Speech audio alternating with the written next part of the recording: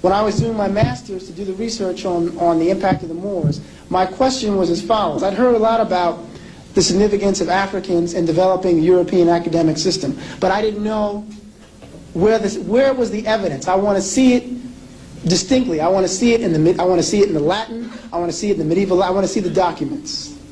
So I started having documents sent from the University of Madrid, a place called the Instituto de Arias in Spain. I had things sent from California, and reading through this information, I had roles, curriculum roles. In other words, what was taught at particular universities at particular points in time. I checked the listings of who were the teachers at particular colleges and universities. Why was a particular university established? What was its charter? What was its creed? When I started finding out that the major schools of Europe, the ones that are now considered the cornerstones of European intelligentsia and academia, Oxford, University of Paris, University of Naples, Bologna, University of Valencia in Spain, Salamanca. All these places had as their chartered purpose the study of the Moorish texts. They had set up these schools to make use of the information that was coming in. They were not all what's called cathedral schools. Cathedral school you went to only to study Christianity, Catholicism. These schools were developing to study the sciences and the philosophy that the Moors had been introducing in Andalus.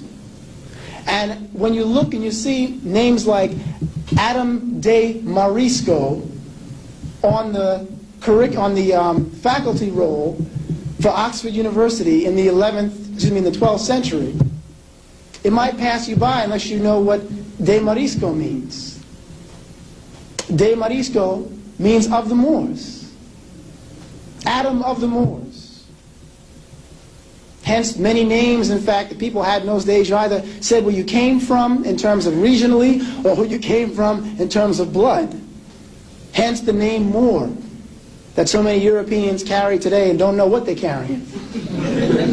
If they knew, if they look at one of in their books of heraldry, they'd probably pass out to see what's there. In fact, and I'll show some of the examples a little bit later. So these are things that were necessary, getting these texts and getting these curriculum roles to see for myself. And I have to say, my advisors, who were all Europeans, University of Pennsylvania, Columbia University, doctorate in history, all Europeans were shocked. They were like, well, how did you get this information? Why would you even think to look for such information? But they couldn't, as I say, they couldn't touch it. They still had to say, give me the grade, because the work was thorough. But to this day, I'll never forget the face of one of my professors when I came in with some of these documents in the medieval Spanish sent from Spain. He just sat there, just kind of shaking, like he had Parkinson's.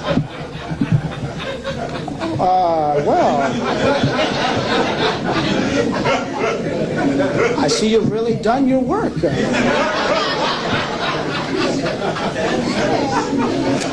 So, I mean, this is something, obviously, that's required. We need to, as I tell, it's our responsibility as doctoral students, is we have to teach undergraduates, and I say we need an army of scholars.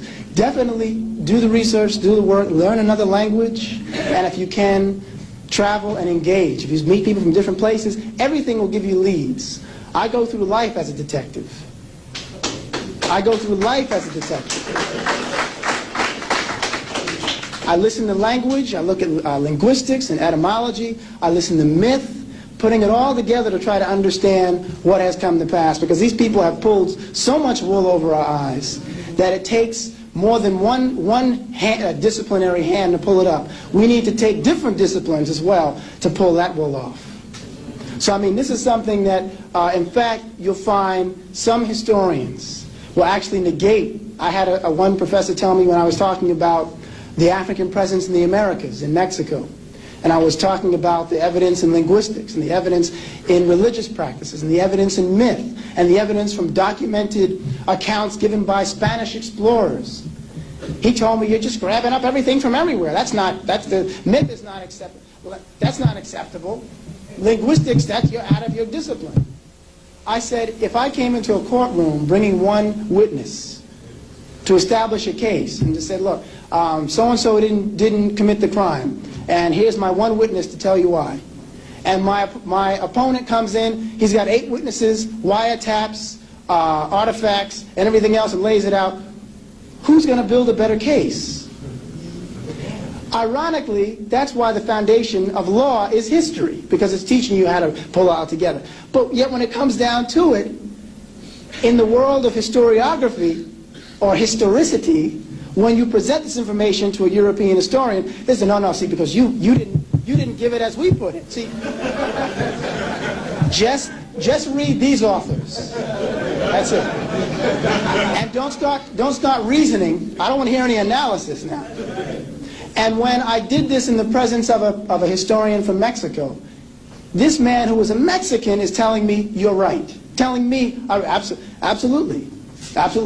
And this European American, Jewish fellow, European Jewish fellow, Ashkenazim, is sitting there saying, no, I've never heard that. Everybody can claim being in America. And this Mexican historian standing there telling him, yes, there is an African presence. You can go to Veracruz and see it.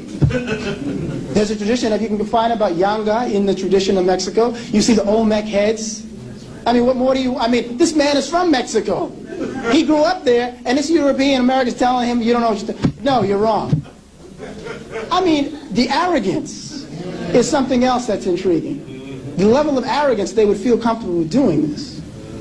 What do you guys think? Share thoughts and opinions in the comment section below. Let's have a proper discussion about this without having me impose my opinions and ideas on this matter.